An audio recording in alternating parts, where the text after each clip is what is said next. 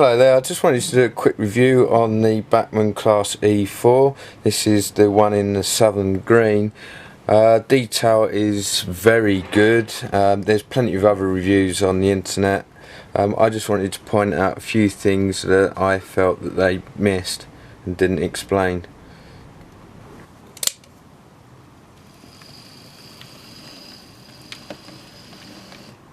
Now the question is, why did that train stop? This is a typical Pecco double slip, and you notice that it's got lots of insulated frogs. So if we drive the train over it, oh, it stuttered. And there you go, it's now stopped. You can probably tell that one of the driving wheels is stopped right on that insulated frog.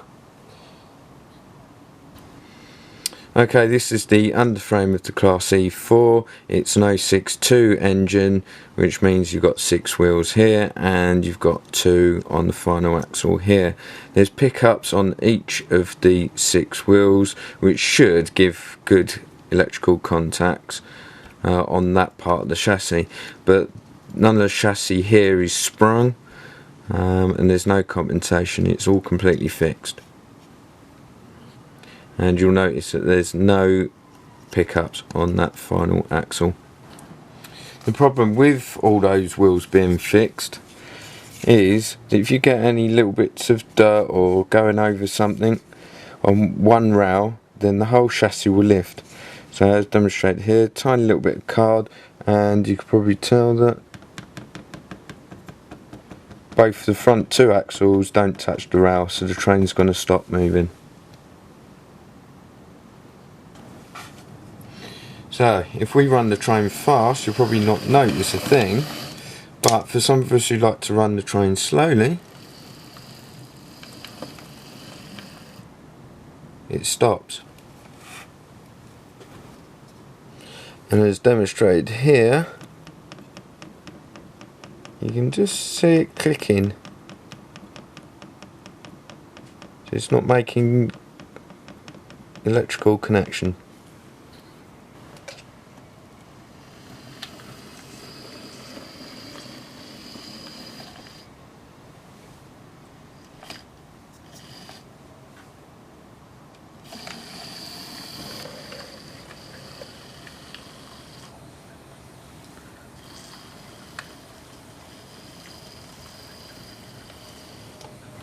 Now you might say, is there something wrong with these points? But it's a standard Pecco point, and I've got several tens of points on this layout, and I don't really want to be going around sanding down the insulated frogs, if that's what the issue is.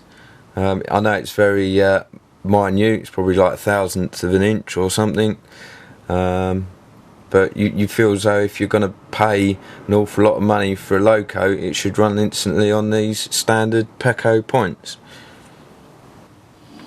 And that's my question to Bachmann really, is why did they not put pickups on that last axle, or have a sprung axle or compensated chassis? I think it's possible to have been done. There you go, stopped again. Right on that insulated frog, just lifted the wheels on the right hand side and stopped working.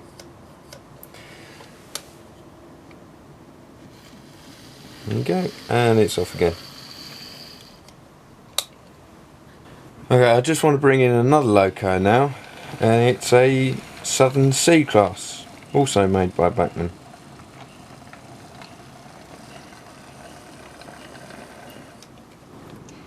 This is the underframe of the C class. As you can see, it's very similar to the E4. 6 axles and contacts on each wheel, very similar chassis. But the tender is not powered, and I modified the tender so that there's contacts at least on 2 axles. You can fit DCC in this C class, and there's a speaker that can go there, and it had a few holes in the back. Now I put a bit of variable and a couple tiny bits of copper and just sprung it against the first and last axle.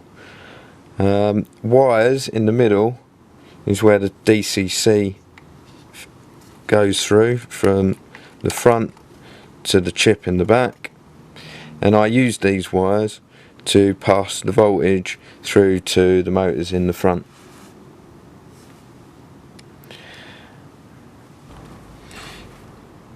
Now the circuit board inside the tender is actually designed in a way that made it very simple to wire.